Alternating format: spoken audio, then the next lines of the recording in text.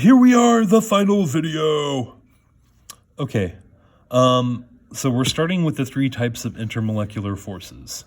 Now, everything we just talked about was with bonding and atoms, but now we're talking about what if a hydrogen molecule ran into a bunch of hydrogen molecules were hanging out, and then let's say a bunch of oxygen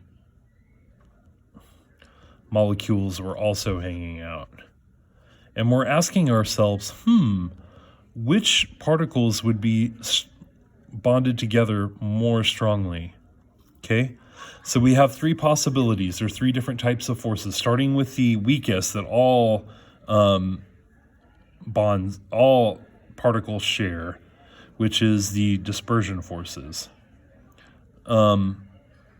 Also sometimes called London dispersion forces, or LDFs. These are the forces that are due to just random electrons wandering around. And we use the analogy of sheep out in a pasture. Electrons can be anywhere. They move around quite a bit. So in any given moment, I'm going to take two carbon atoms, and I'm going to say this is the nucleus, and I'm going to say carbon atom has 6 electrons. So at any given moment, 1, 2, 3, 4, 5, 6, the electrons might be hanging out here and here, right? So this side has a partial negative, this side has a partial positive, and again, partial negative, partial positive. So the fact that the electrons are hanging out over here creates this like temporary dipole moment where the carbons would be attracted to each other. Okay, that's what LDF is. So dispersion forces are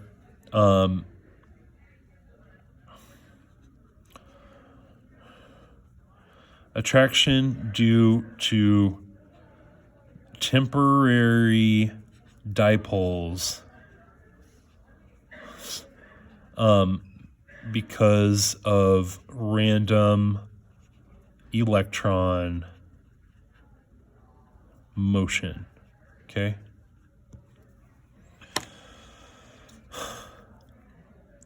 Now, that's number one, the first type of, and they're also the weakest. So this is generally going to be the weakest of all the dispersion forces. Although if we have a very large atom with tons of electrons, that makes this stronger. So in some cases we've seen in class that can actually trump the fact that dispersion forces are so weak. Number 2 is going to be dipole-dipole. Now dipole-dipole is more like you have two molecules that have different electronegativities, right? So like, for example, chloride and hydrogen. Chloride is much more electronegative because it's on the right side of the periodic table, whereas hydrogen is on the left, okay? So the fact that they're sharing electrons, that's nice, but really chloride is hanging on to the electrons more than hydrogen is because it's more electronegative, it's more electron hungry. So the electrons in any given moment are hanging out more on chloride. So that creates this charge imbalance where hydrogen is slightly more positive, chloride slightly more negative, and you get this attraction between the hydrogen in one molecule and the chloride in the other molecule. Okay? So that's going to be attraction. Dipole-dipole is attraction due to uneven sharing of electrons. Okay, and it is it's strong. It's a strong force. Okay. By the way, the only thing that oxygen and hydrogen has going for it is London dispersion forces. That's why they don't stick together very well, and that's part of the reason why these are gases at room temperature. Okay. That leads us to number 3, our final, oh no, our final force, which is a type of, this is actually a type of dipole, but it's a special case called hydrogen bonding. Okay. Now, hydrogen bonding, the most obvious example happens is water. Water is like the poster child for this one. Okay.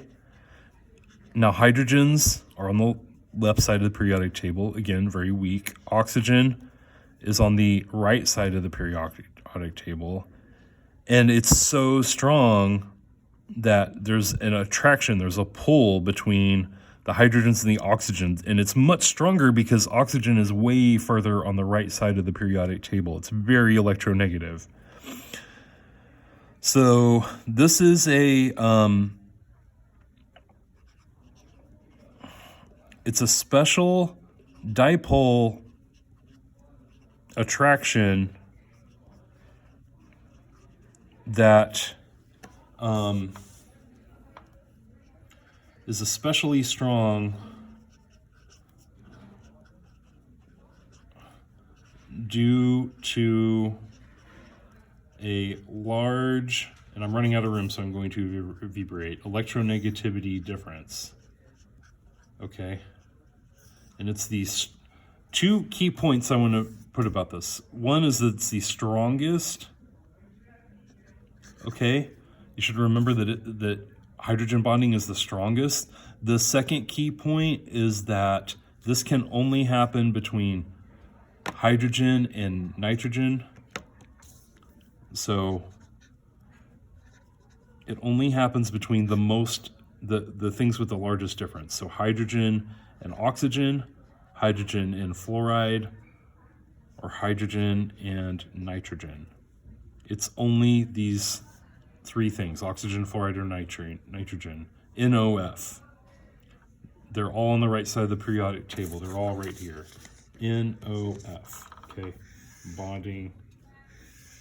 That's the only time you'll see hydrogen bonding, is when you have those kinds of bonds. Okay. So, boom, there's our definitions. So let's use that information to sort of guide ourselves through the rest of these questions. So 29, identify the types of intermolecular forces for the following substances. So one thing I might put is like, first of all, they're all dispersion. Everything has dispersion. But then what about CCl4? Well, CCl4, there's carbon tetrachloride. Carbon and chloride obviously have two different electronegativities, so then I have to consider the electronic structure. Carbon tetrachloride looks like this, okay? When it's symmetrical like this, there's no dipole moment, okay? So this one would be dispersion only, right?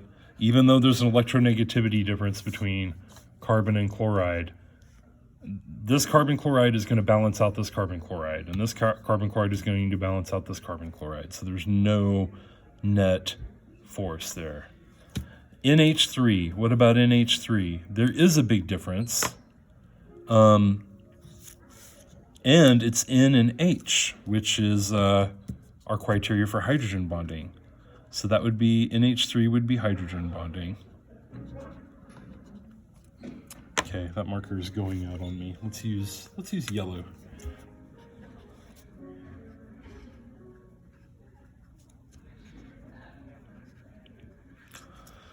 Hydrogen bonding. What about water?